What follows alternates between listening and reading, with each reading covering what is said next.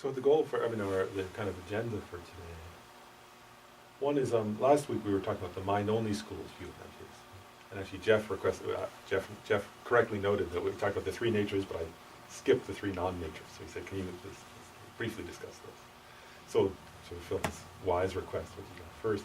But then I want to make sure today we also talk a little bit about the middle way school's view of emptiness, right? Which we talked about in the first class, but then we'll talk about it again now.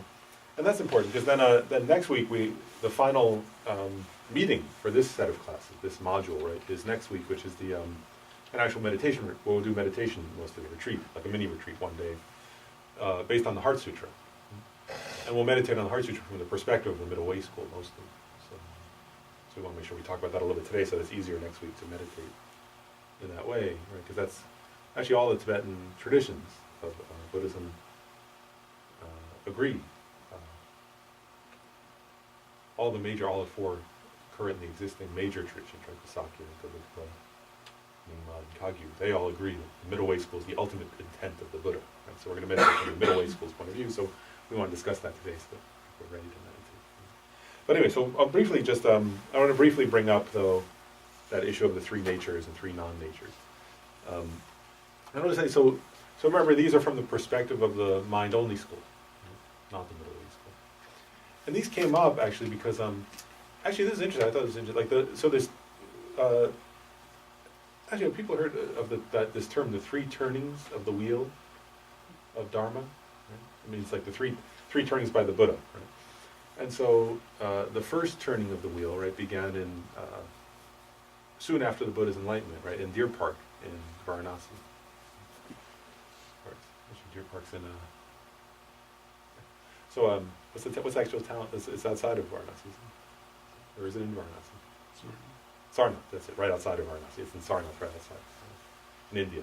Right, that was where, when the Buddha achieved enlightenment, he went to Sarnath, and he taught the main topic of the first turning of the wheel of Dharma was the Four Noble Truths. Right? And there were many other subtopics, like the 37 harmonies of enlightenment, but those could all be integrated into a general framework of the Four Noble Truths. And then the second turning of the wheel, right, happened nearby there, actually closer to Bodh Gaya, though, right, on Vulture's Peak. So it's also in North India. And that's where the Buddha taught the Perfection of Wisdom Sutras, which teach emptiness. And the Heart Sutra is part of that, actually. What we'll meditate on next week is not the shortest, it's one of the shorter versions of the middle turning of the wheel, right? The middle turning wheel, as is in the Heart Sutra, right, have a lot of phrases like there is no eyes, no ear, no nose, no tongue, no body. And then there's the third turning of the wheel of the Dharma, which actually one of the main sutras of that is the one that Lama Tsongkhapa seems to use a lot of is called the Sutra Unraveling Thought. That's part of the third turning of the wheel of Dharma. And in the third turning of the Dharma, there, one could say it taught the mind-only school's perspective. Another, you could also say it emphasized. There's also some teachings in there on Buddha nature, for example. In the Sutra Unraveling Thought, I'm just sharing a context why I'm getting into the three turnings of the wheel. Right. So in the third turning of the wheel, a bodhisattva comes to the Buddha and he says, I don't quote exactly, but essentially, right, paraphrasing, he essentially says to the Buddha, Lord Buddha, in the first turning of the wheel of Dharma, right, you taught the Four Noble Truths, but in that context, you said things like the eyes see forms, the ears hear sounds, and so on. The nose smell, nose and senses smells, and so on. They said then in the second turning of the wheel of Dharma, you said there's no eye, no ear, no nose, no tongue, no body. They said on a superficial level, these seem contradictory. So what was the Buddha's intention? That's why it's called, that's part of why you see it's called the Buddha, unraveling thought, right? What was your real thought? What was your intention? And this is interesting. So then the mind-only school has a different way of so both the mind-only school and the middle way school look at those sutras and have a different way of saying what the Buddha's thought was. Does that make sense? So right now I'm addressing what's the mind-only school's perspective. So when teaching from the mind-only school perspective, the Buddha said, what I had in mind were the three non-natures. When I said there's no eye, no ear, no nose, I had in mind these three non-natures. Okay? So now I'm going to say what are the three non-natures. And the three non-natures, each one corresponds to one of the three natures we talked about last time. So I'm just going to go through them briefly. So remember last time we talked about the first nature, right, were other-powered natures. So those are what, like compositional, composed phenomena, right? Things that arose due to causes and conditions. Right? That's what we said. And that's why they're called other-powered, because they arose due to causes and conditions. So they're non-nature, right? What the Buddha called it was their production non-natures.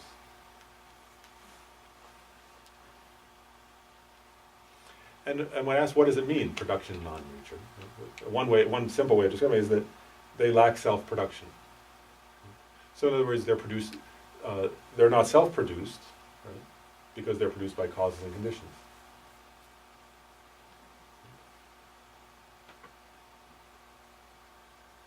Also, I'll just add another thing. Also, while they're truly, while these things, from the mind-only school's perspective, right, these other-powered natures, right, the composed phenomena, are truly existent, right? But the Buddha also pointed out another way of interpreting the meaning of production non-natures is they're not ultimate truths. So they're not the ultimate truth. They do exist, but they're not the ultimate truth. And that's pretty clear, right? One can get into all kinds of philosophical debates, but on a simple level, right? Whereas that which is an other-powered nature, right, that arose due to cause and conditions is not by definition, it's not self-produced. So it's empty of self-production. I'll go through all three and then we'll see if there are questions. Second kind of nature we talked about last time were imputational natures. And the Buddha, the way that, I'm using Jeffrey Hopkins' translation here of the terms, but from the non-nature, he called those character non-natures. And then again, what does that mean? Right? To call imputational natures character non-natures. So the Buddha said, Lama Tsongkhapa kind of took what the Buddha said and categorized it into two sub-statements that are pretty clear. One is, imputational natures are only posited by names and terminology. So therefore, they are not established by way of their own character. So they're character non-natures.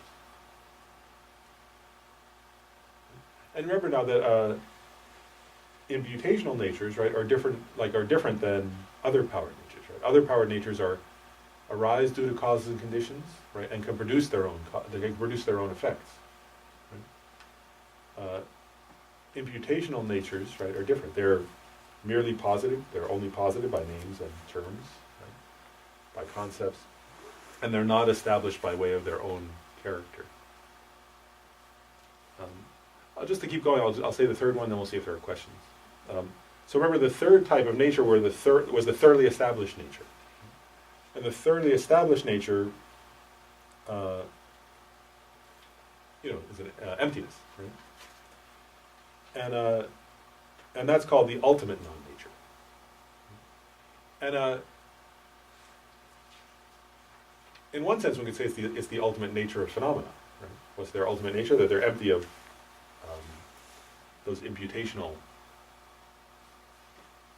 factors existing by way of their own character. Right? As factors, where we went over that last time, as factors imputed to the manner of entity and attribute. But also, this is important, ultimate non-natures are also ultimate because they're the ultimate objects that one meditates on the path in order to achieve liberation. So that's another meaning of ultimate there. In one sense, they're the ultimate nature of things, right? But in another sense, also, they're the ultimate object of contemplation and meditation for somebody who wants to achieve freedom from suffering or enlightenment. So again, I'm just trying to introduce these ideas briefly. The goal is not to. There are a lot of detailed points that one could debate in these. Right? I don't want to raise too many debating points. One is because I'm not an expert on it to begin with, but the other is also we want to make sure we get to them in a way. But I do want to have a chance for people to ask questions about those. But actually, maybe I'll say one more thing before I open it to questions. Just because I think this is useful. I think these are actually metaphors, or actually similes. They're similes because that's the word like. But I'll just use them because I think they get at a feeling. And these similes came from the Buddha himself. Okay?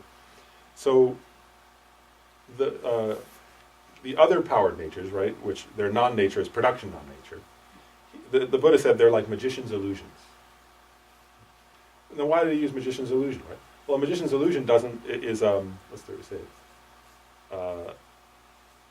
Arises due to causes and conditions, right? And appears to be something that it isn't. He said character non-natures are like a sky flower. A sky flower is different than a magician's illusion, right? A sky flower is something that you can say, but it doesn't exist. Right? There aren't flowers in the sky. And then ultimate non-nature, the simile he uses, he said it's like the sky itself. So I'm just those give a flavor for each of the. I think the Buddha shared those similes because they give a flavor for the meaning of each of those non-natures. So production non-natures are like a magical illusion, character non-natures are like sky flower, and ultimate non-natures are like the sky, like space.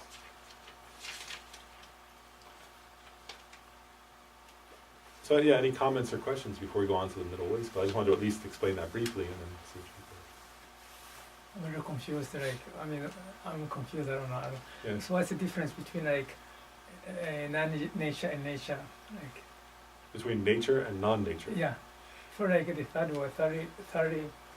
Establish. Yeah. Nature. So yeah. Actually, in a sense, one could say that each non-nature is just another way of describing that nature, really. Right? So the thoroughly established nature, right, is the ultimate non-nature, right? They're not two different things. There's just two different ways of describing, really, in that case. And even if you say, for example, other powered natures, I think it's correct to say they are production non-natures. Right? So I think each of those, actually, you could say that, although actually, I'll just say, this is, I'm not an expert on this, but this is debated. In other words, the monks sometimes debate these points. But in general, I think it's fair to say that, my opinion is that, which I think is logical to say that, is that each nature, or is that the non-nature is in a way of describing, or another term for the same phenomenon. So take the example of the chair, right? We were using it last time, right? So we said last time a chair is an other-powered nature, right? Because it arose due to causes and conditions. But one could equally well say the chair is a production non-nature, right? First of all, a chair is not the ultimate truth, right? It's not the ultimate observation on the path to enlightenment. Emptiness is. But also, the chair lacks self-production. So you could say the same thing. So like if you take the example of an actual basis, right? Like your book, right? The book you're holding in your hand is a other-powered nature, right? It definitely arose due to cause and conditions. Therefore, the book you're holding in your hand is a production non-nature. It's not self-arisen. Does that make sense? So on the same basis, you could use those two terms. Does that make sense? So it's there, but it's not there. Then it's not there. What's not there? The book, right, is a other power natures. It arose based on the causes condition, and then another production. It's not self-produced then. But it's there. But it's there, yeah. The book's we're not saying the book doesn't exist. It does exist. So with cause condition, it's still there too. Yeah. Okay. Yeah. So in the mind only school, you would say, yeah, it's still there. It exists. Okay. The problem, the emptiness, though, just going back to what we said last time, though. Other powered natures, right? Let's say your book that you're holding in your hand, right? So your book you're holding in your hand is not established by way of its own character as factors imputed in the manner of entity and attribute. This absence is the selflessness of that book. Mm-hmm. So the tricky thing is, the book is there, right? Mm-hmm. But this is what we were getting at last time, in terms of impute, that you're, remember last time I said there are existent and non-existent imputational nature. Right? Yeah. So an existent imputational nature would be, I gave the example of space, right? That exists. Mm-hmm. But the book, the problem is this, in terms of emptiness, right? Mm-hmm. So does the book exist as an other powered nature? Yes. Mm-hmm. Right? Does it exist as a production non-nature? Yes, right? It's not self-produced. Right? Mm-hmm. But then the problem, the challenge comes in terms of emptiness, right? Is that, we use this term here, right? factors imputed in the manner of entity and attribute. That all the time, as soon as you say book, as soon as I say book, right, I'm imputing entity of bookness, right, that has a linguistic language, right, a word, and attribute, right. It's a small book, it's a notebook, it's not a whatever, it's not a novel, right, something like that, right. So I'm imputing those, and then I perceive actually those as existing there, right, established by way of their own character. Right? So I perceive it as if the things that I'm imputing onto the book exist from the side of the book. And what they're saying is that the book exists, but those factors, it's empty of those factors existing in its own character. Does that make sense, though? Yeah. It's not an easy topic, though. Yeah, other. One interesting challenge will be as we get into the middle way school is so just think of what we just said, right? Not established by way of their own character as factors imputed in the manner of entity and attribute. What I'm going to ask you to do is just later think about how does that differ from what we're going to say the middle way school is saying. Okay.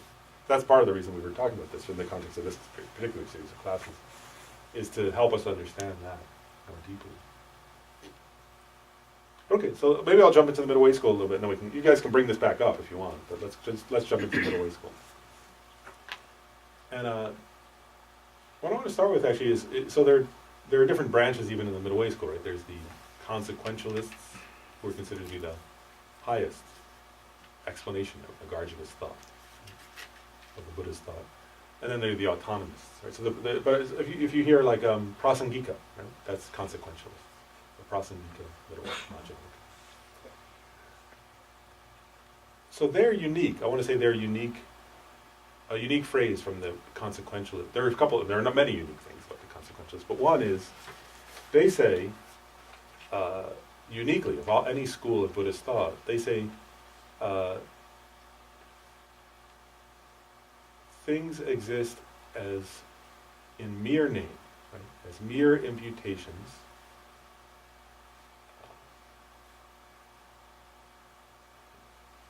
And have no inherent existence. So inherent existence can also mean existence from their own side. They're empty, right? So they're empty of existing from their own side.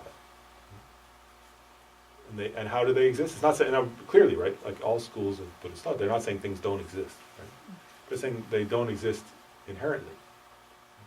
So how do they exist in mere name? And that's different from what the mind-only school is saying. That's even different from what the autonomous middle ways people say.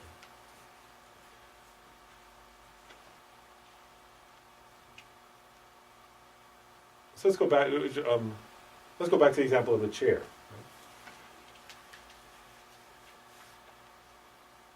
So what does it mean for the chair not to exist inherently? That's what we're starting to contemplate now. And I want to point out something. In the very first class in this series, right, I said you have to begin meditation on emptiness by identifying the object to be refuted. Right? The object of negation, some people call it, right? Different translations. Because if you don't identify that, actually Lama Tsongkhapa was very vehement on this point. If you don't identify the object of negation, right, then what are you doing actually? Right? Then are you trying to convince yourself there's no such thing as a chair? But that's contradicted by direct experience, so that would be quite silly. And sometimes people do that though. Actually, you see what people sit down to meditate on emptiness, and they say, okay, this is myself, right? And then there's no self, and then they use some reasoning to say I'm refuting the self, right? But again, that's a bit silly because you do exist. Right? So if you don't identify what you're trying to refute, right? What is inherent existence? That's why I'm asking the question, right? What is inherent existence? That's the object of negation, the object that's going to be refuted in your meditation. Do you see how that's a big, easy fault? Even if you just sit down, sometimes people even teach it that way, but even as you sit down to meditate, right? You have this idea, okay, there's no self. Right? And then you think, okay, so how does then you could use these Buddhist reasonings as if you're refuting that you exist, but that, actually you do exist. and chairs do exist. So if you say I'm refuting that chairs exist, actually, that what you end up with then is nihilism, right? Then you would say, well, nothing exists, which is actually, in some of the early classes, that's what people were asking about, right? When we started using the reasonings, they didn't differentiate. If you don't differentiate,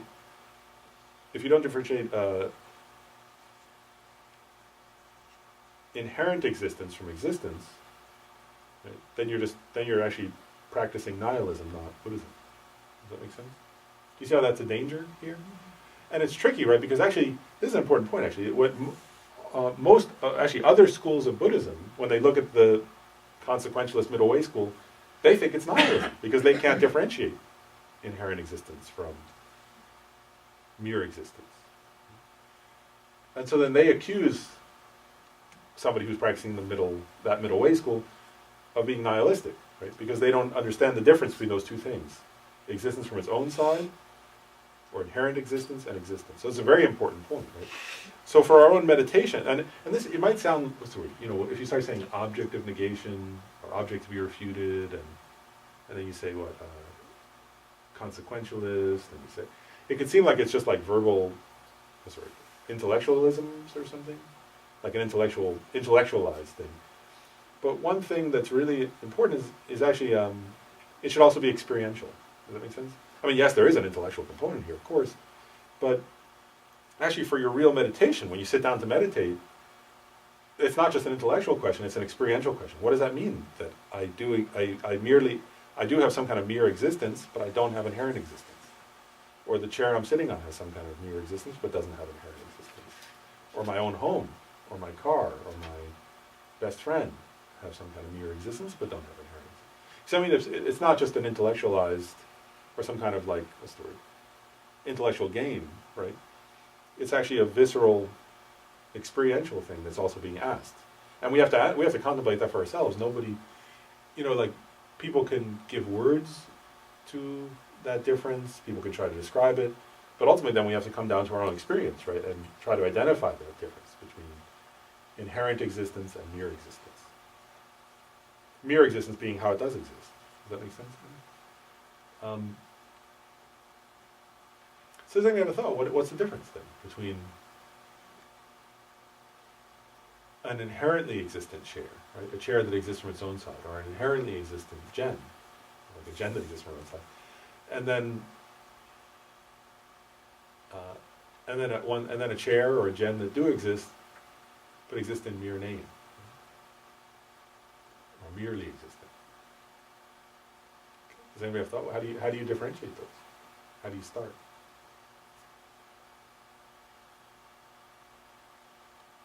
One's kind of a relative. Like we kind of have to be able to label things in order to function with each other.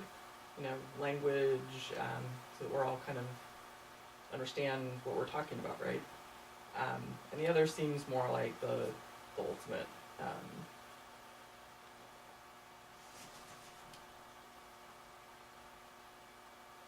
This one seems like very conventional. Like it's how we operate and understand kind of what's around us, what's going on. But what you said the other is ultimate. Like, what do you mean by the other is ultimate? The opposite. So obviously I'm picking that word up from my studies, but I'm less clear on that one, but much more clear on, that this is something that the way that we think about things conventionally, to be able to, we all know what we're talking about. There's a shared or a common understanding. Yeah, so let's try. Let's I'm gonna go back to the example of a chair, and I just want to be very, practical for meditation purposes, right? So, like when you look at the chair, right? For sure, it seems like the chair exists over there, right? Whereas, definitely, that's always the appearance, right? Same thing if you say Jen, who was just talking, right? Then you say, if you ask anybody, where's Jen? She's right there. Right? And so there's definitely an appearance to our minds, without any doubt, right? I'll use Jen as it, right? Of Jen existing there. Right?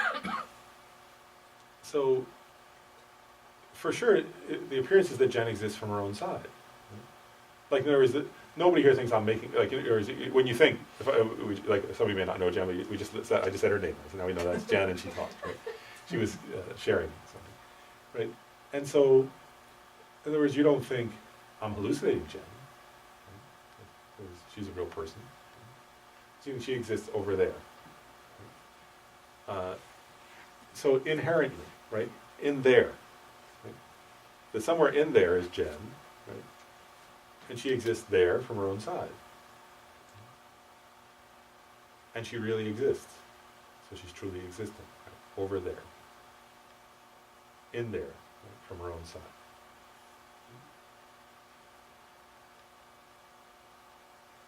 So you don't, definitely, like, in other words, when any of us sees Jen, nobody thinks, first of all, I'm hallucinating a Jen. Right? That's not what we think. Right? And we also don't think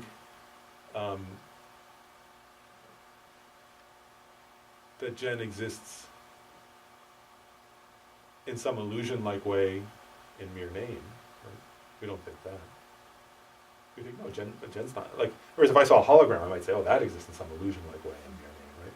But that's not a hologram, that's the real Jen. There's like, somebody made a hologram of Jen over here and said, is this Jen? I would say, oh no, that's a hologram, that's an appearance. I could label that Jen because they based it on some photograph or video, three-dimensional thing, but that's not Jen, that's a video image of Jen. This is Jen, right? I would clearly differentiate. I would say, this is the real Jen, right? So it seems like, I'm just getting at a flavor, right? There are different terms here. One is she's real, right? She's truly existent, right? Not like some hologram or photograph, right? She exists from her own side, inherently, in there. Right?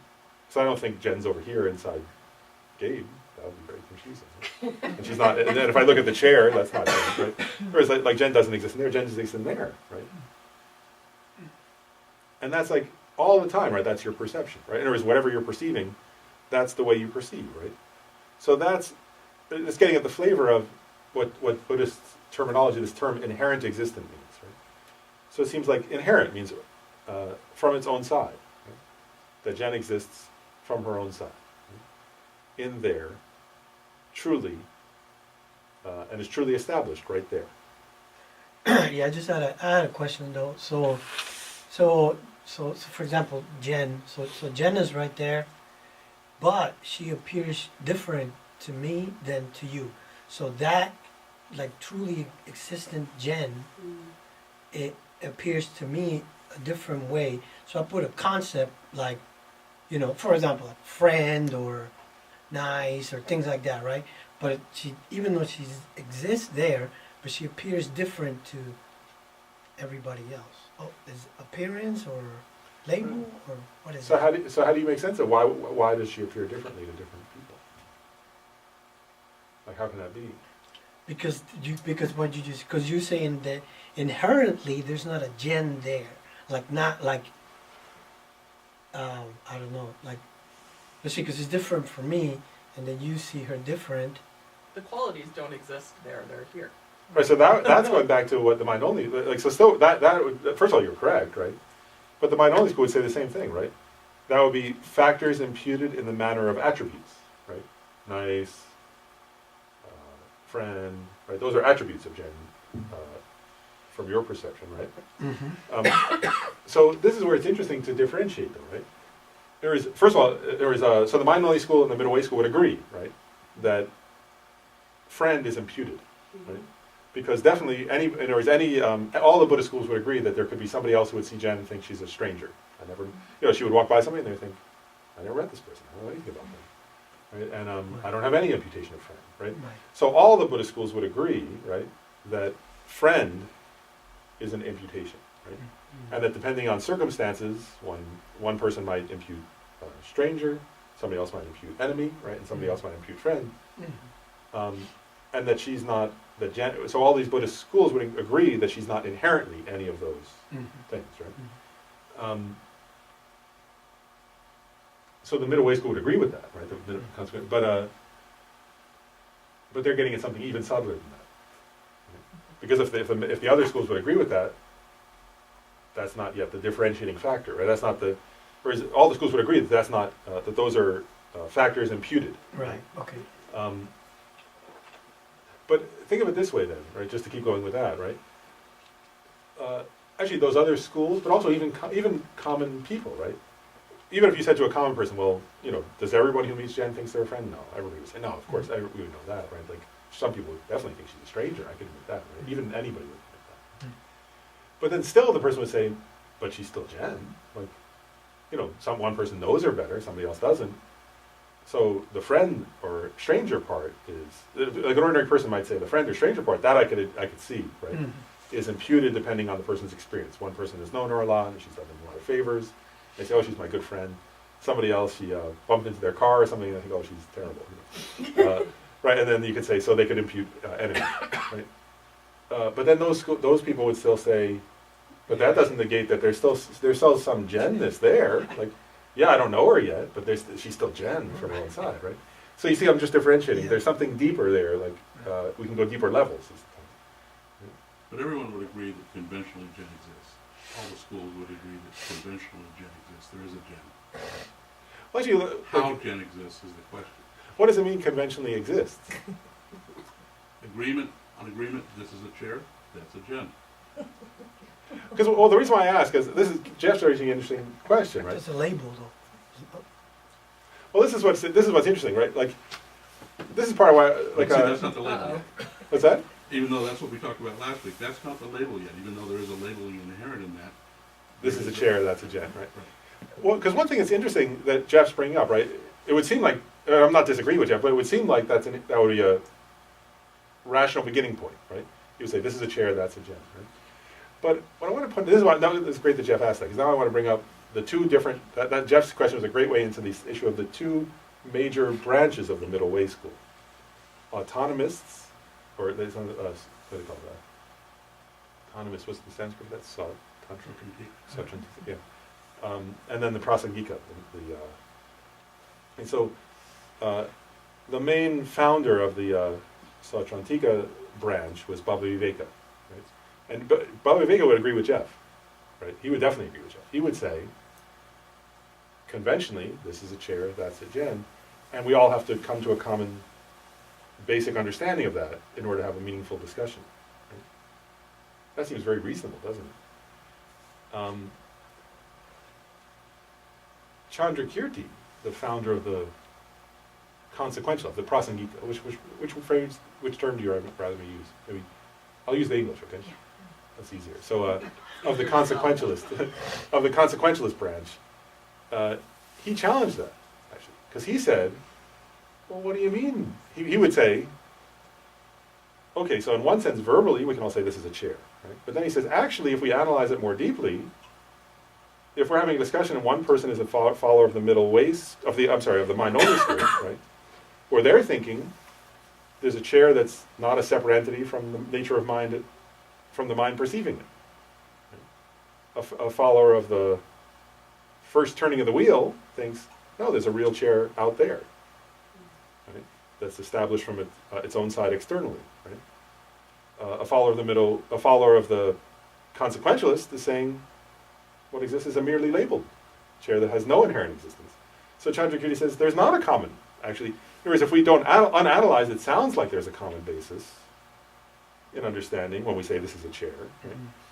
But then Chandrakirti said, actually, if different people are debating and they're each from a different philosophical bent, actually what they mean by that is different.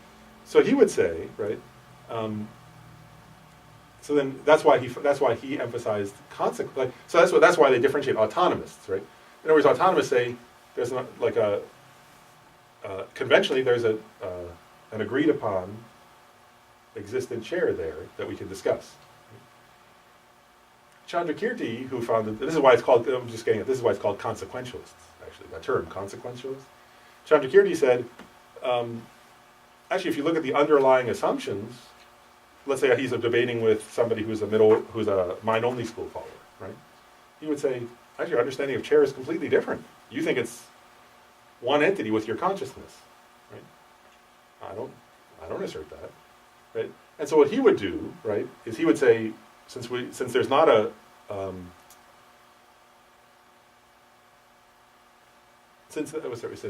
what he would do is begin with the other person's, he would allow the other person to assert their view, right?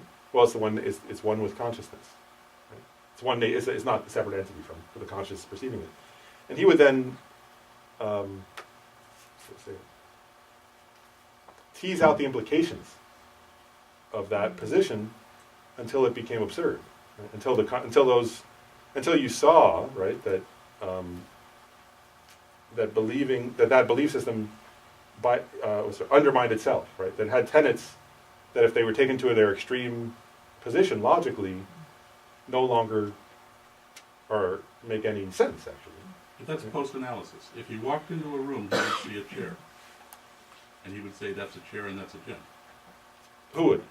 John Kerry. Pre-analysis, we're identifying things, right? It's post-analysis where what it is. I think it's, well, I'll say this, see if this gets at what you're asking. Baba Viveka, right, who's the founder of the other middle way school, right? He said, right, conventionally, a chair is a chair from its own side. Inherently. Chandrakirti said, no, it's not conventionally. From its own side and inherently are two pieces of analysis. I'm saying there is simply a chair here. Now what?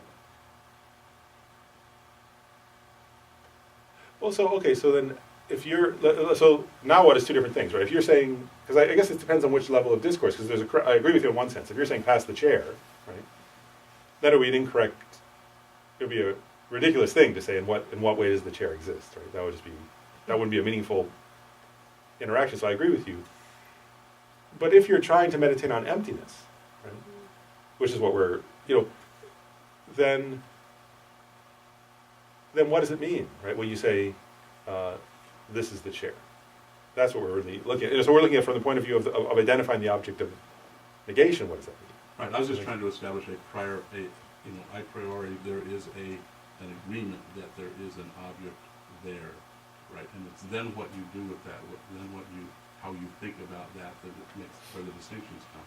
I wasn't disagreeing with that. No, yeah. So so I'm just. I don't see it that way. You don't. I don't see it that way. How can you say? I see it right away as empty.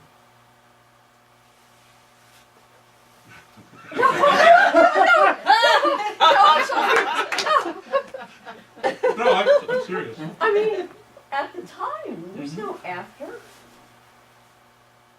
Well, I think that's the goal. Yeah. But I was just thinking that, like, presuming that there's still that presumption that 6 different people see the chair. Maybe they don't. I agree that they probably see different objects. In my view, they see different objects, but there is a level at which we agree, those of us sitting in this room, that that's a chair. Beyond what that means, I don't think we haven't gotten there yet. But I don't see it, when I see it, I should, but when I see it, I don't see it as empty. I see it as a chair. Okay, gotcha. Well, no. Which is why we're here. That's why we're here. I didn't mean to take us No, off the it was good. No, it was good. But so again, just going back, so because our main topic for right now is this issue of the object of negation. Right? That's what we're exploring, right?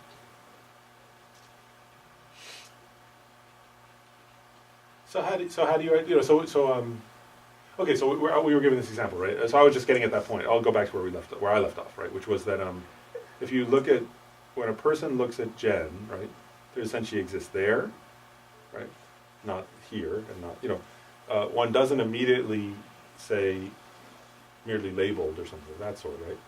And there's a sense of Jen existing. What was the word? Truly, inherently, from her own side, in a way that's pointable. Right, that you can point at.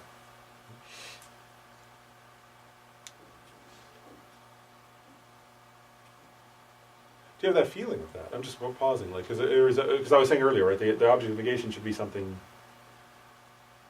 that you can experience to some degree in your own way of interacting, in your own way of interacting with yourself and objects. Right?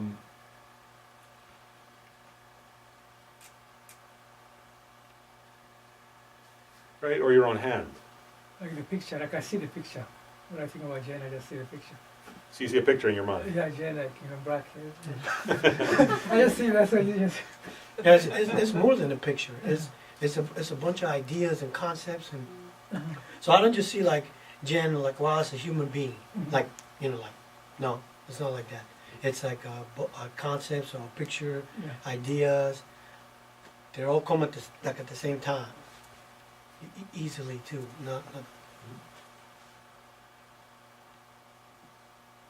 So I have a question for you guys. Like, I mean, it's hard to differentiate these things, right? So one is attributes, right? We were talking about that earlier, right? Like dark hair, or female, or friend, right? Different people use different ways, right? So those are attributes, right? That our mind definitely has for anything, right? Like in other words, if you think of your house, you think it's like this, right? You have certain attributes that you associate, right, mentally with that. Right?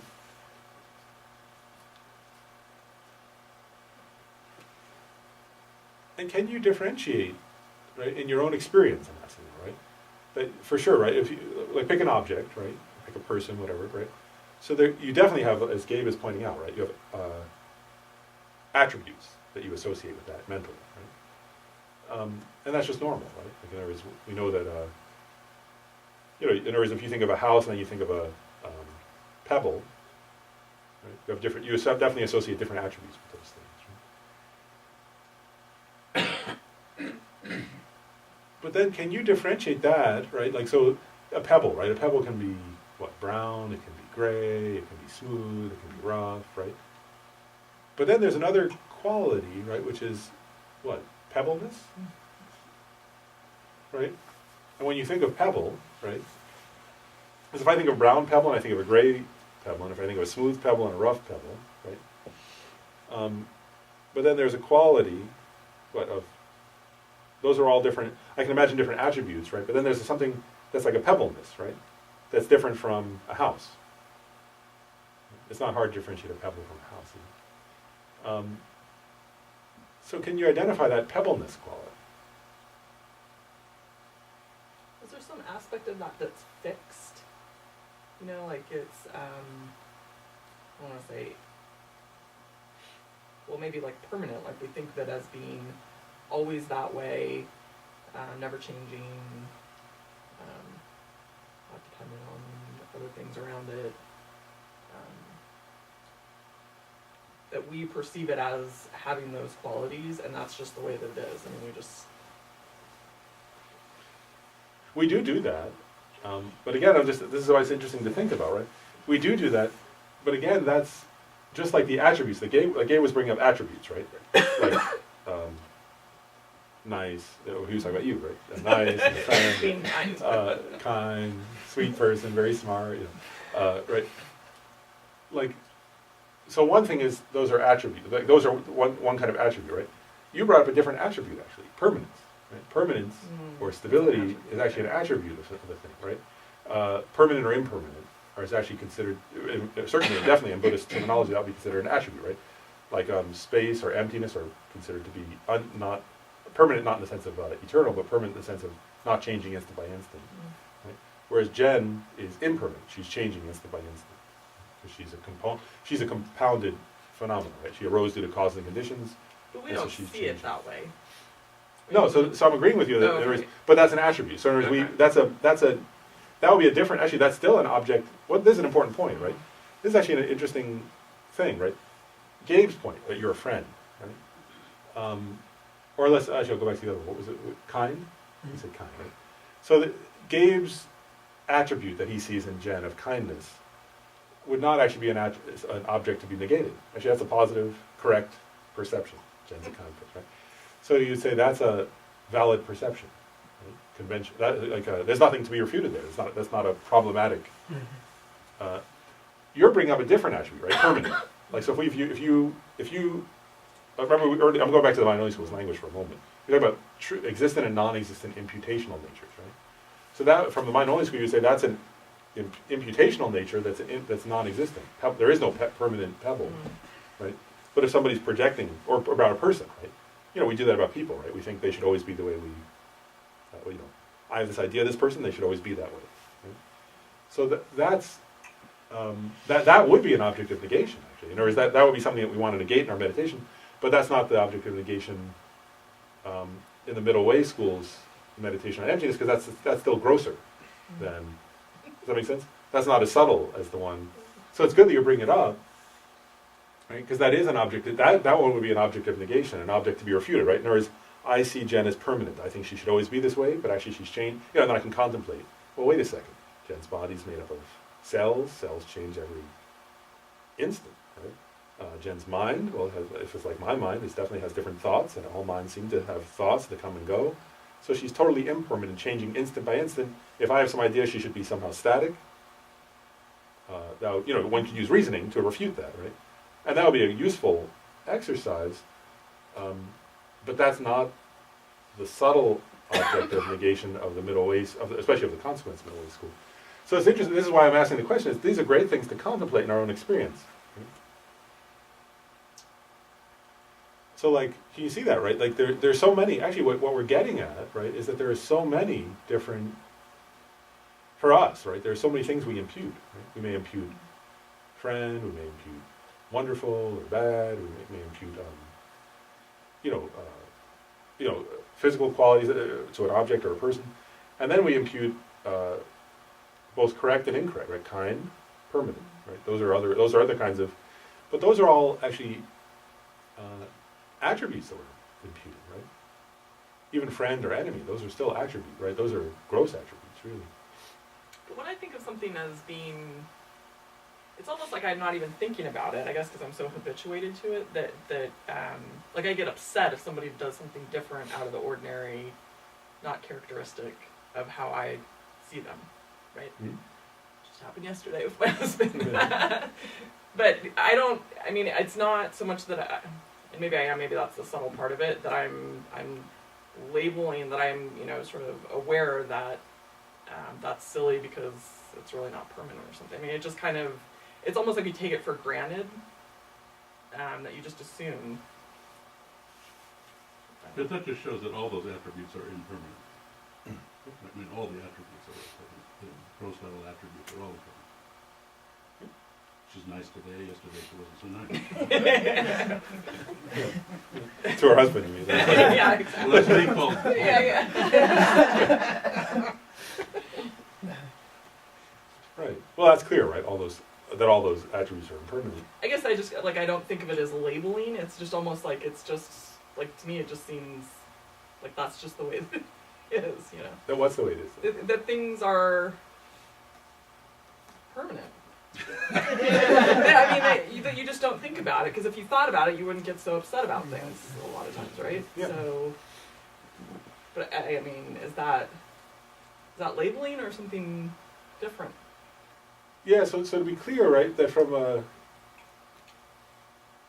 Actually, I'll say this. So really from a Buddhist perspective, right, what they would say, I think the right way to think about it is this, is that it's really this, is that when you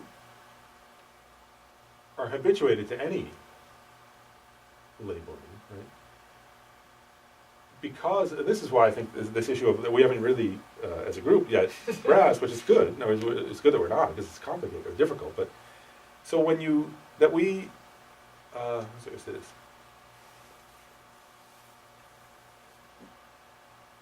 Things appear to us, first of all, because we're so habituated, this is important actually, it's good where we're getting here. Because we're so habituated to, first of all, seeing things as inherently existent, right? And then to seeing things as permanent, and so on. That habit that we've had since beginning, the Buddhist view would be we've had that habit since beginningless time, so infinitely, right? So that because of the habituation, actually, to believing in such, so first of all we believe, like take example of a husband, right?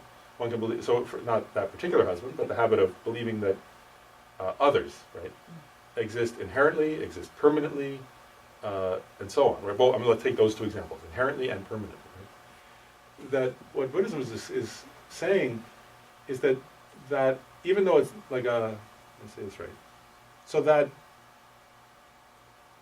incorrect way of believing that things exist, right, and actually it appears to us that way spontaneously and naturally. It's an incorrect appearance, even, right?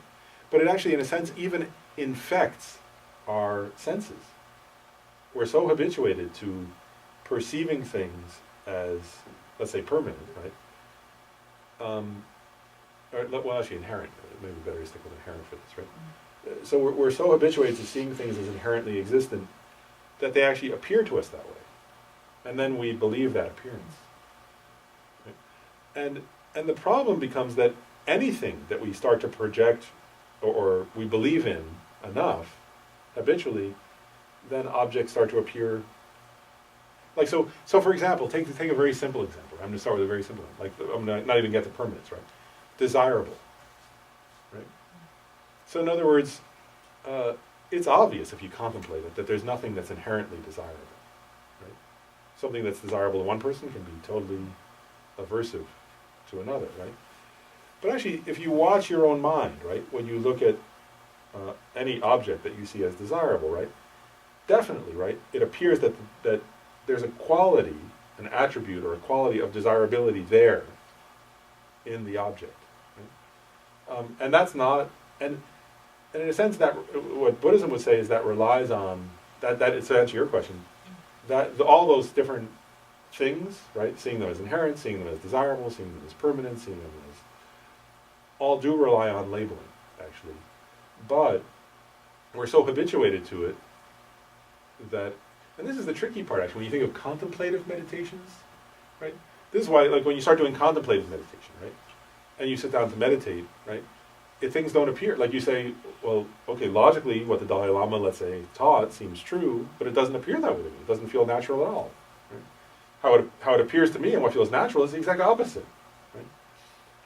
But that's because whatever your mind is habituated to, right, then things appear that way to you. Does that make sense? But that doesn't the mean, real problem. But that doesn't mean they exist that way in reality, right? And whether that's gross things like desirability, that's obvious, right? It's easy to notice, wow, not everybody desires the same stuff. Gosh, that's pretty. And even I, over time, I don't always desire the same stuff. That's easy to notice, right? Permanence versus impermanence, that's easy to notice, right? Much harder is inherent existence, right? But all of them, when we label and believe our labels enough, right, then things just appear as if they're that way from their own side, right there. You know, it seems like, you know, like they have this almost like radiance of that quality or that thing, and we believe it, right? We believe that those qualities and also those entities, right? There's that entityness. Exist. We believe that it exists there from the side of the object, and a lot of what these meditations are doing, right, is you can't, just by wishing to stop the appearance of permanence or desirable or inherently existent, you can't just say, gosh, I wish it didn't appear that way to me and have it not appear that way. It will. So this is what the Dalai Lama is always saying, right? What you have to do is use reasoning, right? But what it also does is you have to do it over and over, right? Because you're trying to contradict a habit that you've built up since beginning this time. And this is why then the Dalai Lama very often emphasizes this point, right? He says, he doesn't use these terms, but I'm going to add a piece for a minute. Like, that if it were just a matter of time, right, then you would never succeed, right? In other words, if you're familiar with a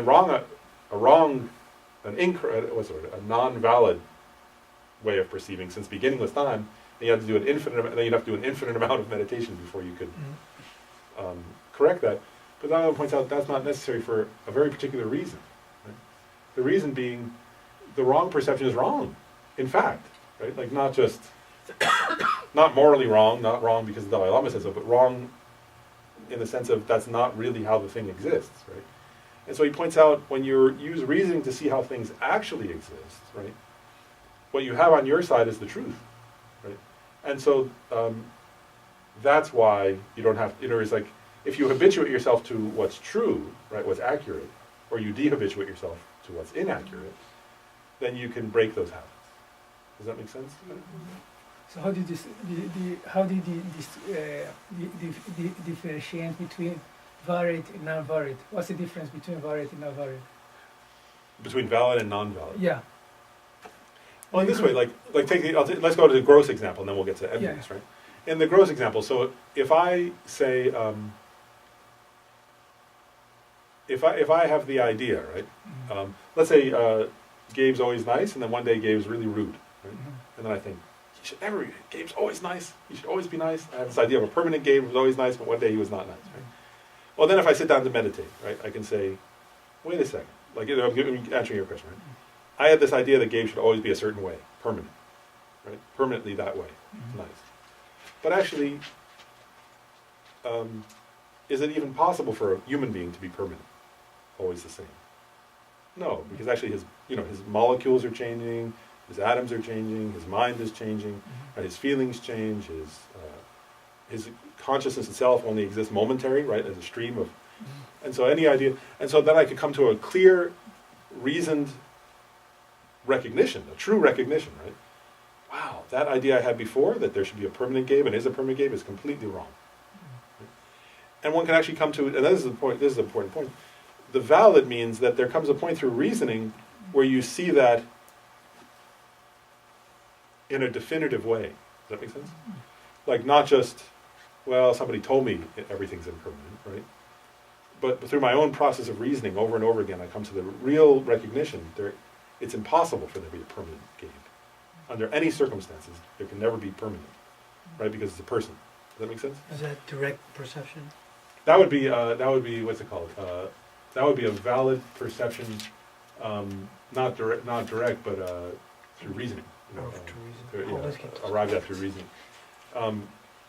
So then that would be, so that's an example of valid. So the first one was invalid, right? Because it was a wrong, it was I believed something, right?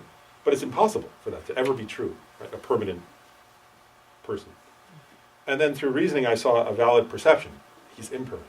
Wow, oh, wow, amazing. He can never be permanent, right? And then you have this real recognition. So that's an example, right? You start with an invalid way of conceiving something, and then you end up with a valid perception.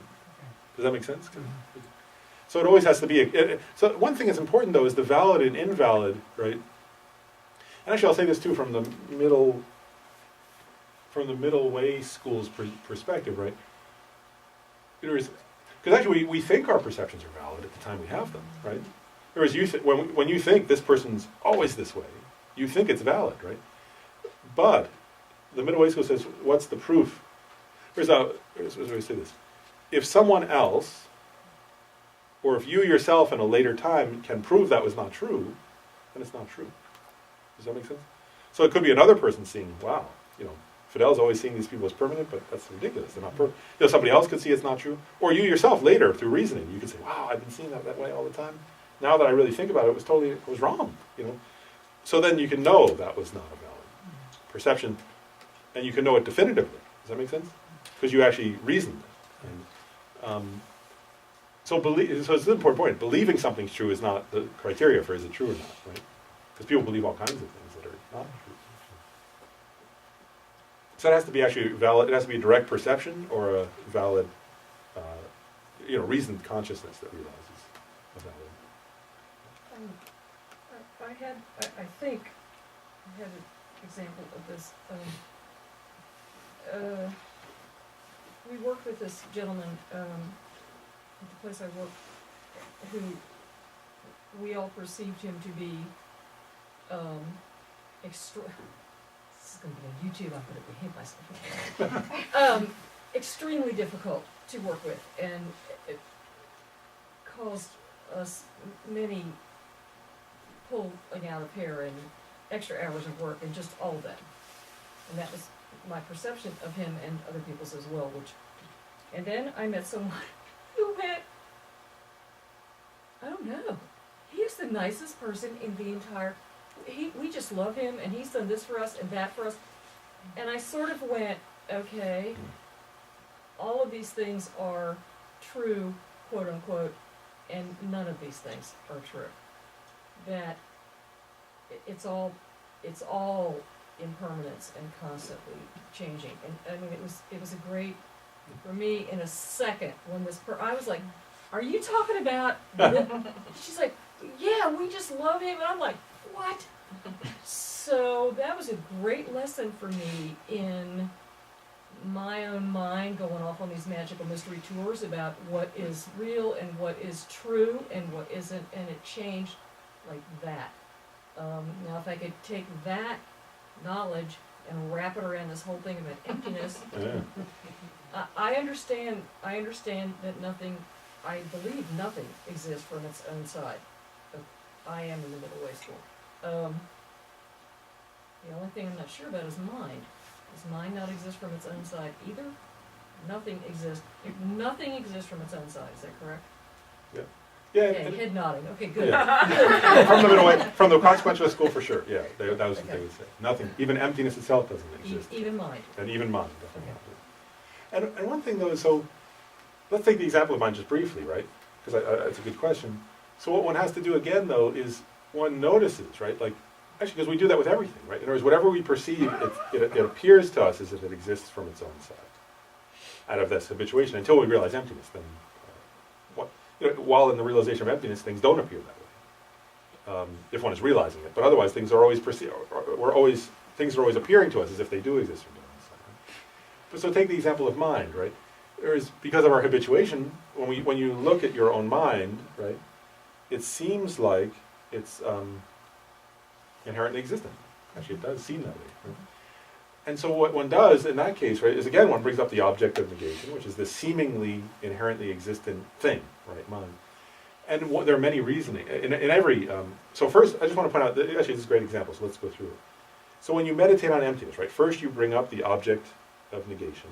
Right, it could be the truly inherently existent chair, inherently existent person, or the inherently existent mind in this case, right.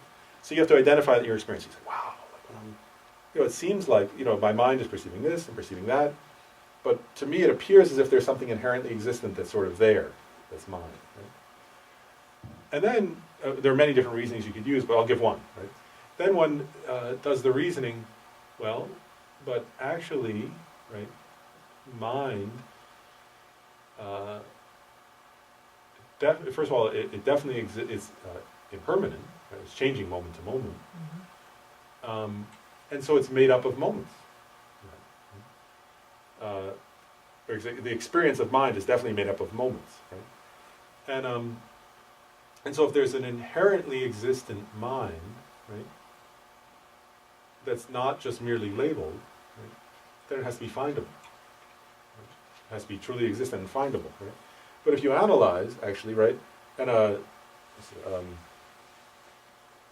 in the middle way school they do this, right? They'll say, well, but each moment of mind can be subdivided. And then that moment can be subdivided, and then that moment can be subdivided. So if you try to find, and even this, if you take like a moment that's as small as you can imagine, right? I can't no longer imagine a small moment. Still, that moment has a beginning and an end, which implies it has parts. And so there is no findable moment of truly existent, inherently existent mind. So how does mind exist? Based on that continuum, which is made up of parts, right, there's a label, mind. And it does exist in that way, as merely labeled, in dependence upon its temporal parts. But from its own side, inherently, there's no mind there. There's no findable thing inherently there that I can find as a truly existent, from its own side, basis for mind. Right? I can't even find the smallest moment, much less the smallest moment, of consciousness, right? But there is this experience, right, that's made up of these temporal parts, and then there's a label. So how does it exist? Same as that other things, in mere name, right? Merely labeled, but totally empty from its own side. So be the same. So that's one example of how one would use reasoning to meditate on, right? And then when it comes to this kind of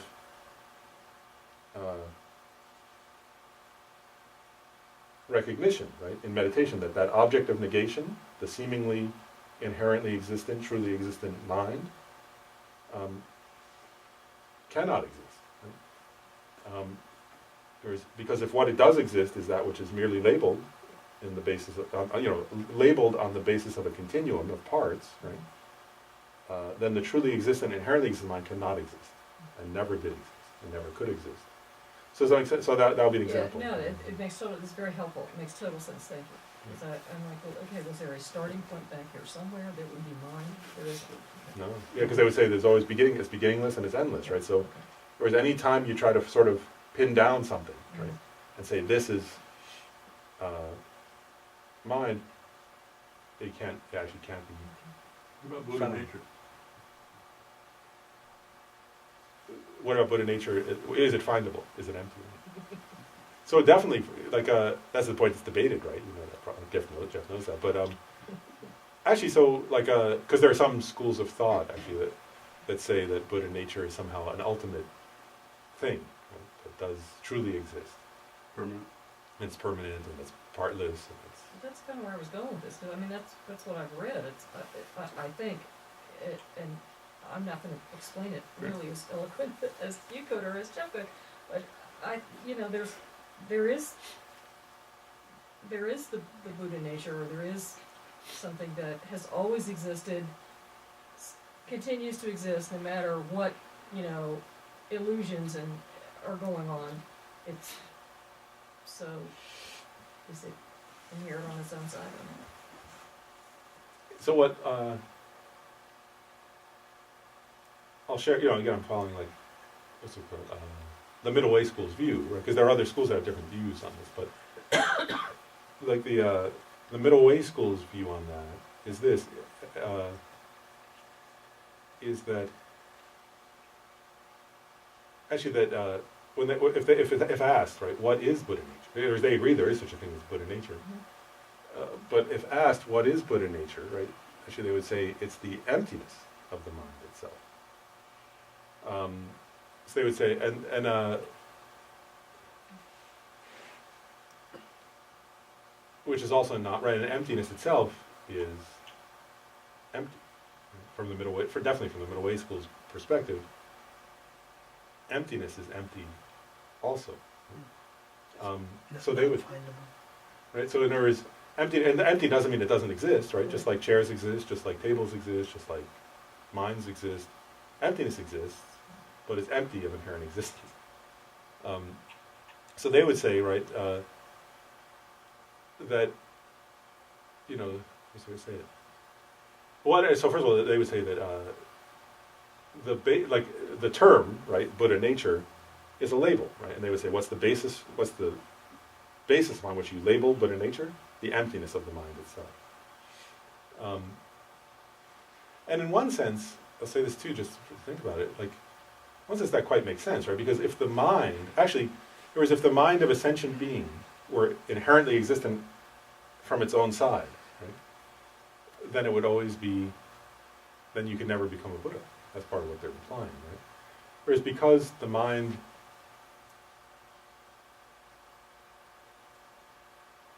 of a sentient being is empty, right, that means an implication of that is it can change.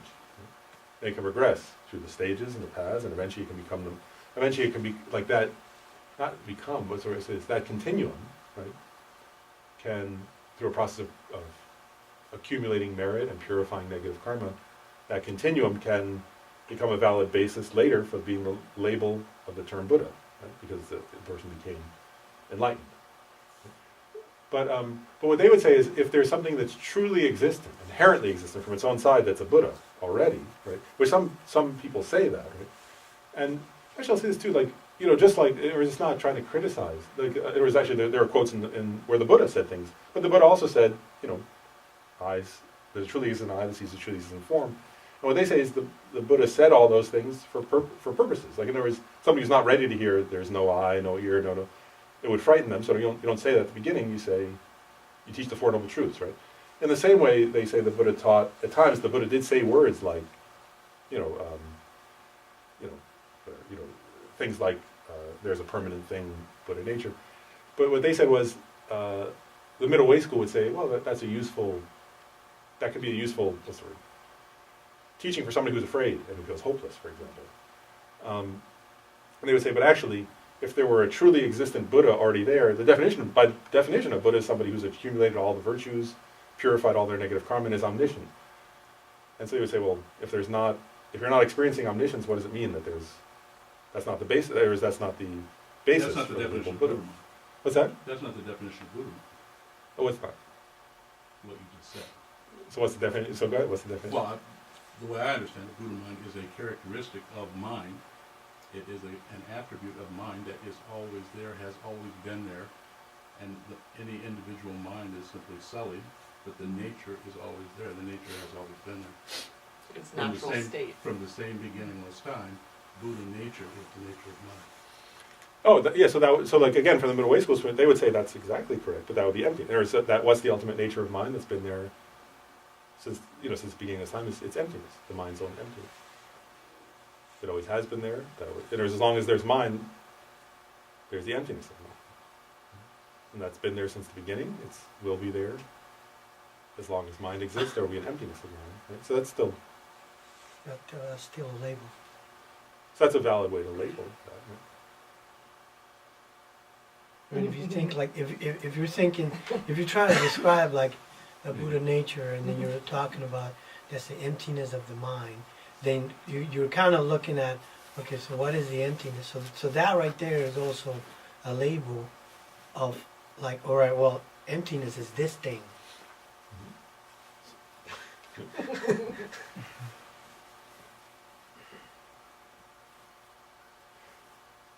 I guess one reason why this is an important question, though, actually, I'll just point something out, right? Is that it's an important point, actually, right? So from the middle way school, from Chandrakirti, right, the consequence school's perspective, right? What is the ultimate truth? Right? That's a very important question, right? So what they say is this: so you identify the object of negation. Right? We started with that, right? Inherent existence. And then, when through reasoning, right, through a reasoned contemplation, a reasoned analysis, you reach a definitive understanding, that in philosophical terms, I used this once before, right, that they call it a non-affirming negation. Right? So you realize that object to be refuted simply doesn't exist. Right? It's a non-existent thing. Right? The truly existent mind is a non-existent thing. Right? The inherently existent mind is a non-existent thing. The inherently existent gen is a non-existent thing. Right? So that's the ultimate truth from the middle way school's perspective. Right? So there's a problem. In other words, so they would say, what's the nature of mind? Right? What's the ultimate nature of mind? It's emptiness. What does that mean? It means you identified the object of negation, which was an inherently existent mind, and then you recognize through reasoning that there is no inherently existent. It's impossible for that to exist, because the way mind exists is merely labeled dependence upon temporal sequence, for example. So this is important, though, right? So that the middle way school, right, is saying that emptiness, right, that's the meaning of emptiness, right, is that it's emptiness means right?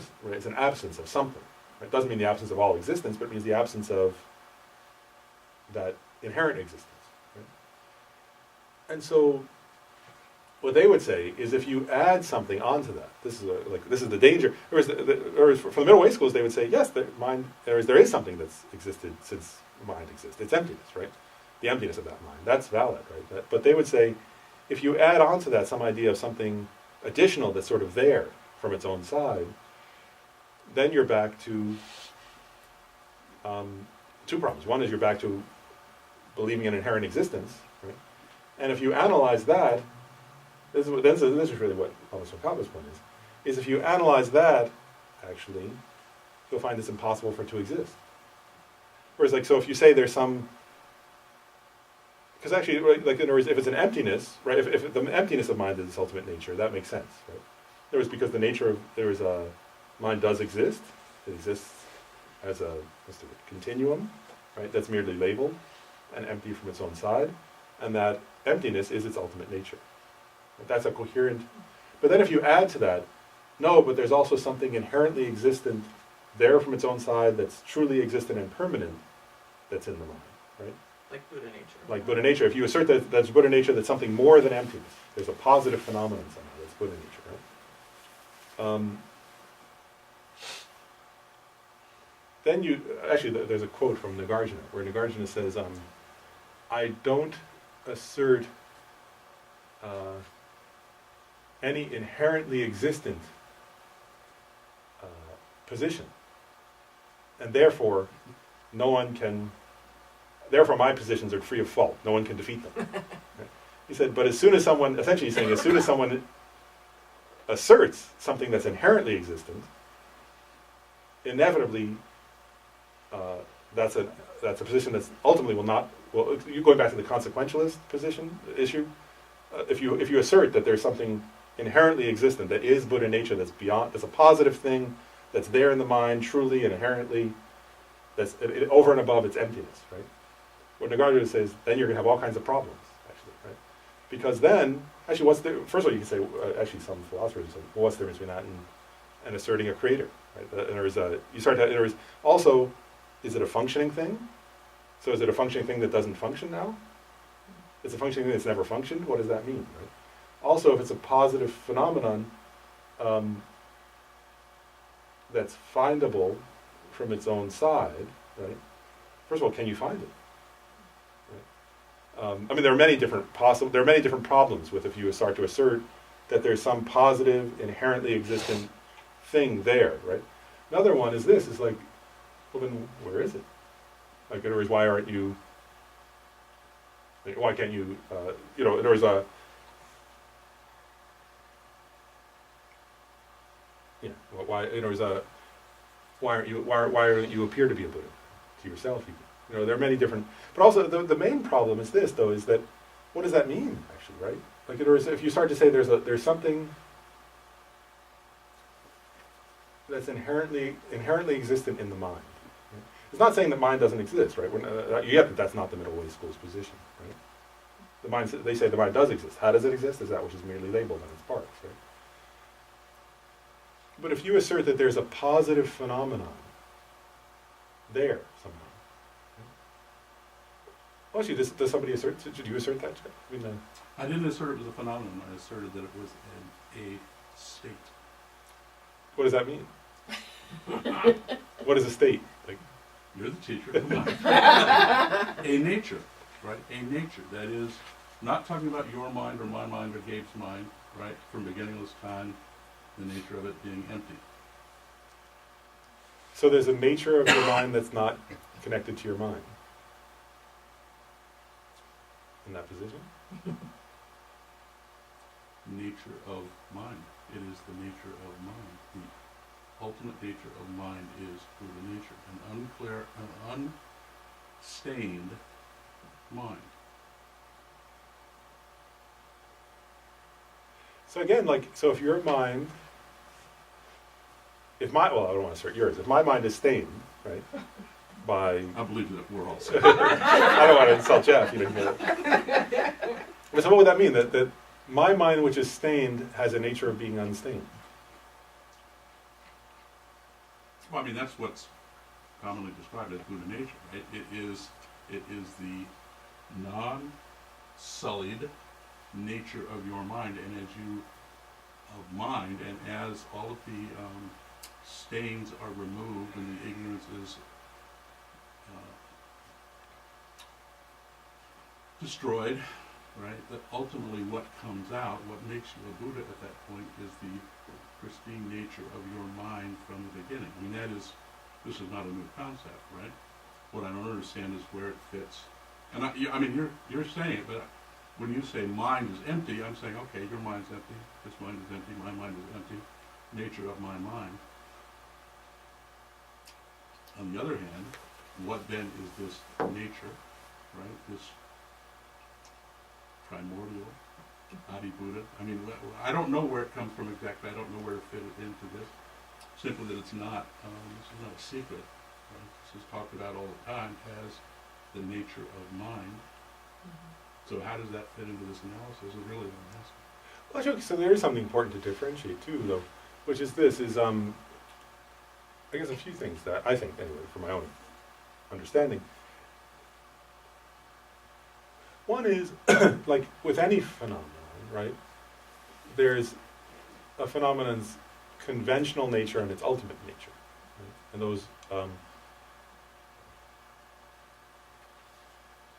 and from the middle way schools, right, the conventional nature of phenomenon is merely labeled. Right? And the ultimate nature of phenomenon is its emptiness, right? Is that a fair beginning?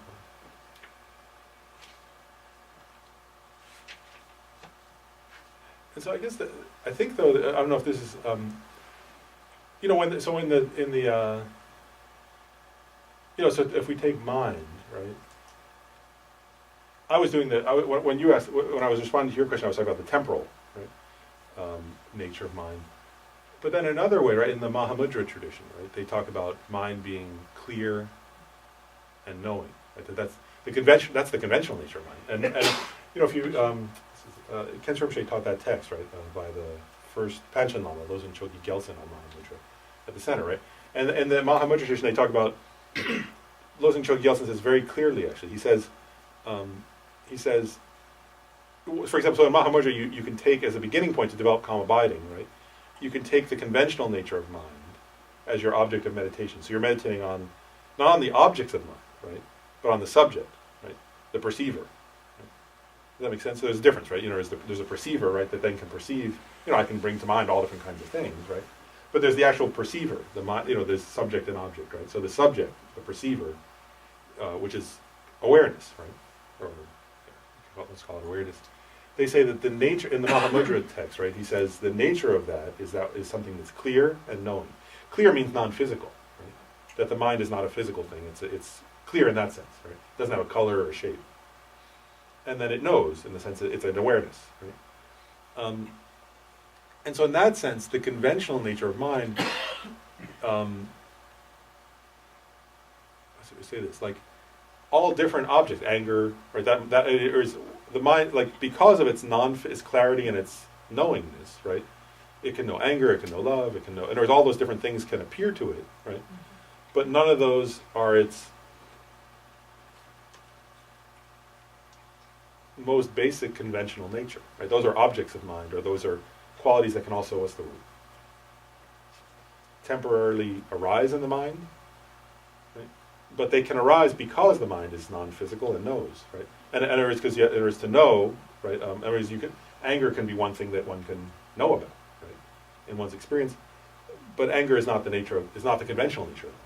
So that's still, you know, that's in the conventional nature. And then if somebody meditates on that, right, they can have the experience of that conventional nature of mind, and they can become very, like in the Mahamudra text, they describe these states, right, where somebody who's been meditating on the clarity and the knowing nature of their own mind can have this experience that the afflictive emotions subside, right? And they just have this experience of the clear, knowing, conventional nature of the mind. But then the Panchen Lama in that text says some people mistake that for the ultimate nature of the mind. Right? He says that's the conventional nature of the mind. That's not the ultimate. Whereas that even that, which gets back to your question too, right? Even that clear, knowing, kind of most basic conventional nature of the mind, he says actually there are different ways to analyze, right? Well, if you want to analyze, one is the temporal, another one is, well, is it the clarity or is it the knowing? That's the mind, right? Mm-hmm. Is it the non-physicality or is it the awareness quality? You know what I mean? Like, well, actually, it's based on both. You label, that's mind, right? And so the Panchen Lama describes the state where somebody who's gained calm abiding on that conventional nature of mind, that's clear and knowing, right? He says then like a little piece of their awareness has to turn back on the mind itself and analyze using reasoning, just like we're talking about, right, in the middle way school. Use the middle way reasoning to realize even that subtle, conventional nature of the mind. Not that it's that subtle, but it's not the subtlest nature of mind. Tantra, that's why it's differentiating.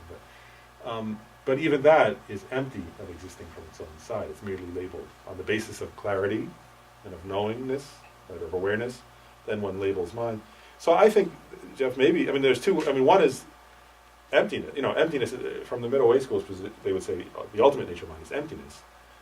But in another way, in terms of like, what's the word? There's that term that I like, what, you know, essentially, I forget the term he uses, but like, where the afflictive emotions are not in the nature of mind, right? I mean, certainly they're not in the nature of empty, right there. I mean, if the ultimate nature of mind is emptiness, you can say, well, you know, that's not, emptiness is not anger, it's not hatred, it's not craving. But even conventionally, right, the afflictive emotions are not inherent to the nature of mind. But that's not its emptiness yet. But so maybe it's getting at that also, right? Like that'd be an interesting,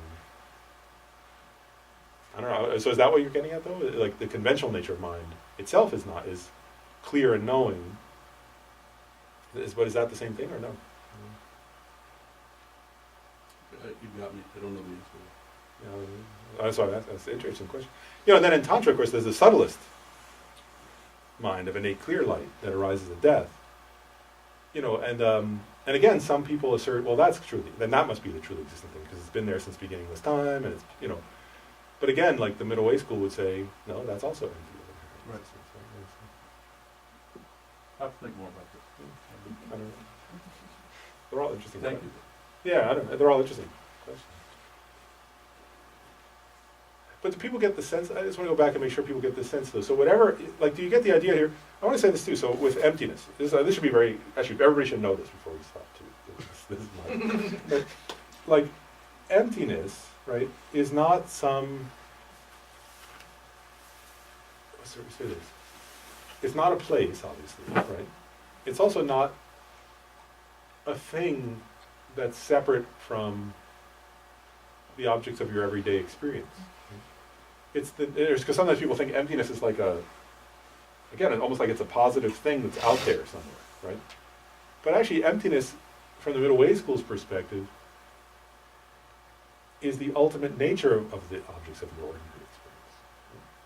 Does that make sense? So it's not. So emptiness is not. That's why, like in the Heart Sutra, we're going to meditate on next week, right? Where it says there's no form, no eyes, no ear, no form, no feelings, no perceptions, no. What that's getting at is not that those don't exist, obviously, right? There are forms, there are feelings, right? What it's really getting at is that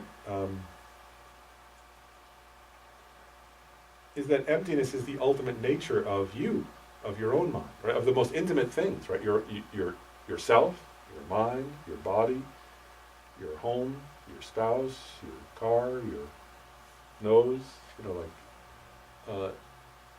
so it's that everything that exists, right? Its nature is emptiness. So actually, emptiness doesn't exist as something apart from other things. Does that make sense? Only in reference to those things. Yeah, Right. emptiness is only in reference to the objects of ordinary or non-ordinary experience. Even if you have extraordinary experiences, right? So I don't want to say only ordinary, but emptiness only exists as the nature of the things you experience, including yourself. Does that make sense?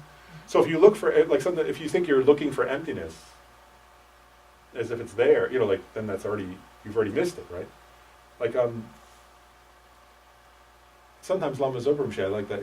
He used to use that. I don't know if recently used that phrase, but he used to say, like, he would talk about like when you find like yourself, that feeling of a truly inherently existent self, right? You say right there is where it's empty. Right? It's empty right there, right? Like right where you feel, I have this inherently existent I.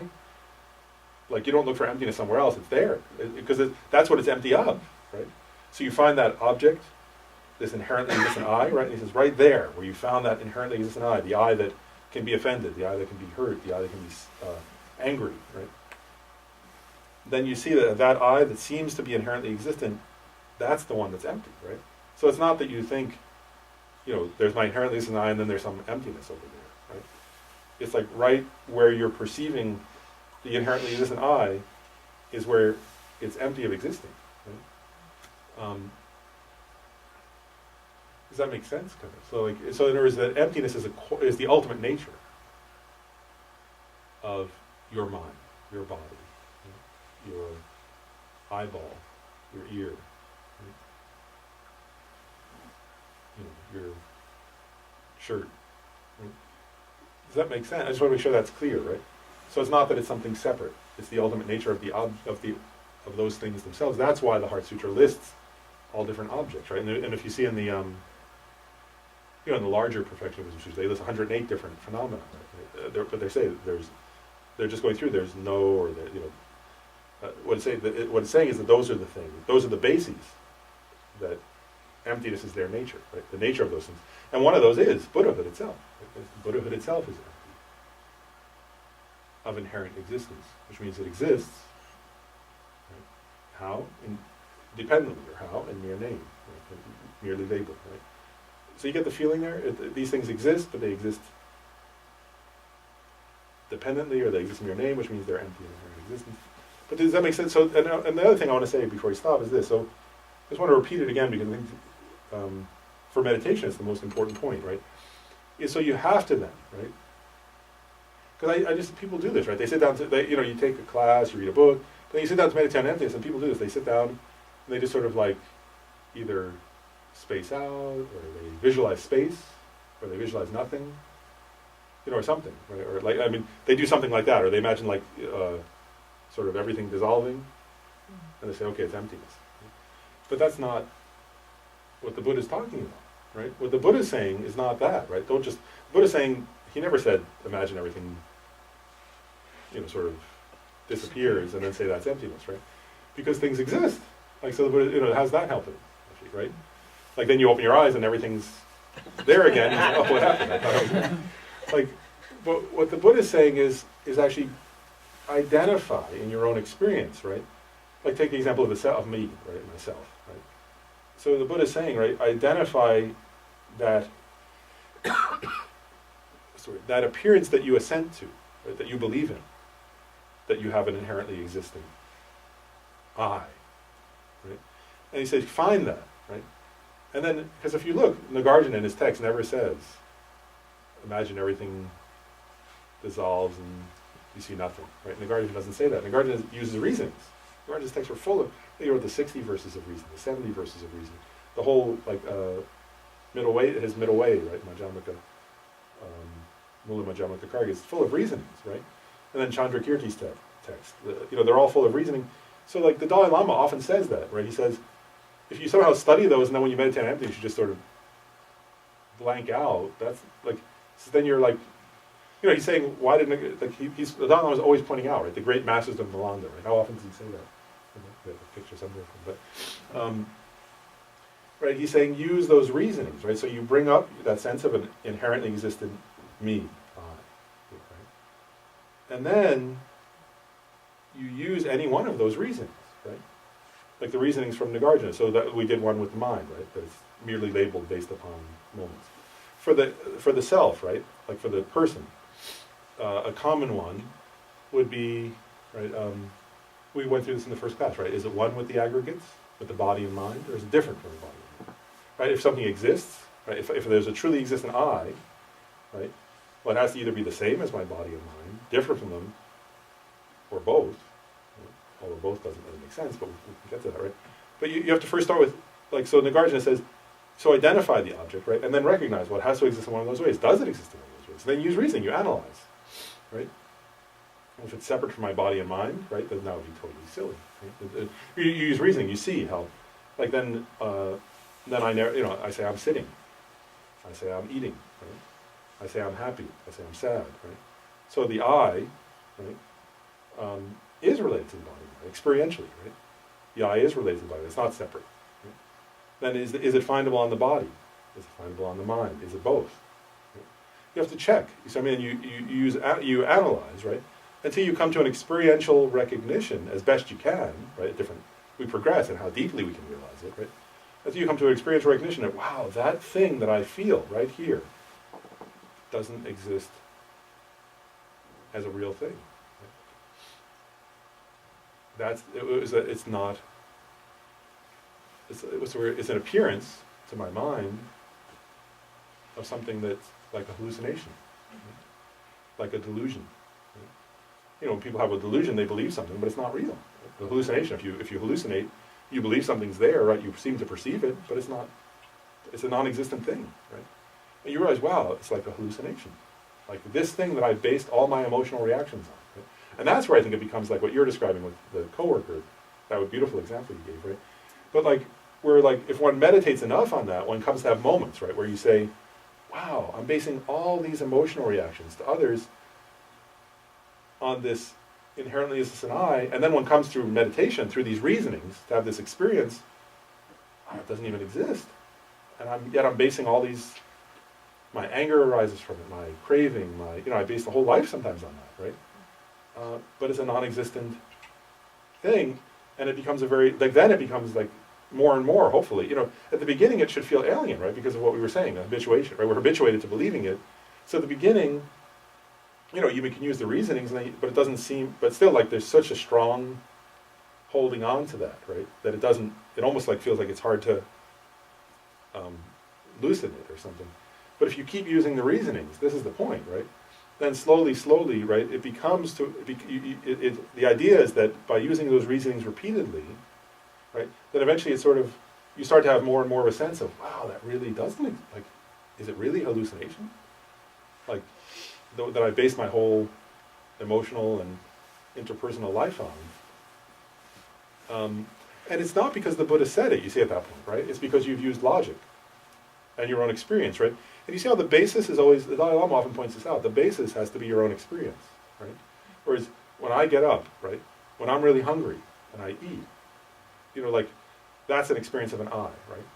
How does that I exist? Does that, what is that I? Like that inherently is an I that was hungry, or that inherently is an I that got mad when somebody, when the person insulted me, right? Or whatever it is. But you see my point there is like you look at that I and you keep analyzing it, but you have to use the reasonings. If you want to realize emptiness, you have to identify that object correctly, and then you have to use the correct reasonings, right?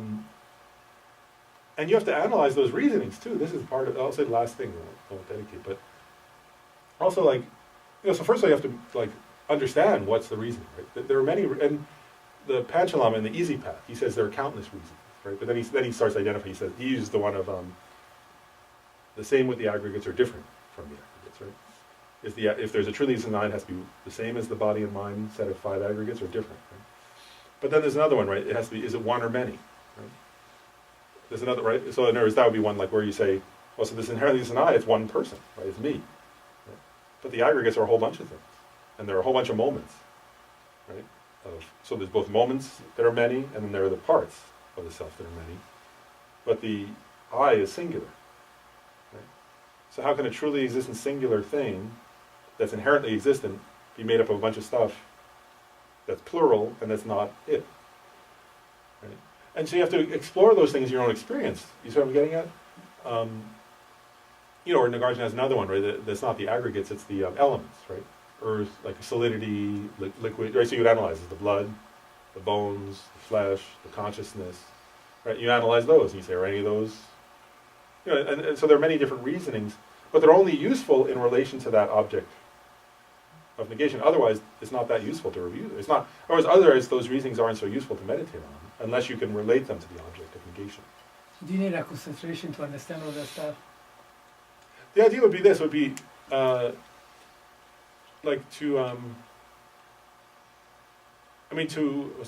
realize emptiness directly, you have to have calm abiding, for example, right? But to realize emptiness, actually to gain the first level of realization of emptiness, like just to realize it, but not directly, indirectly, let's say. No, you have to have some concentration, but it doesn't have to be perfect. Only directly you need concentration. Yeah, to have direct realization of emptiness, you have to have already achieved calm abiding.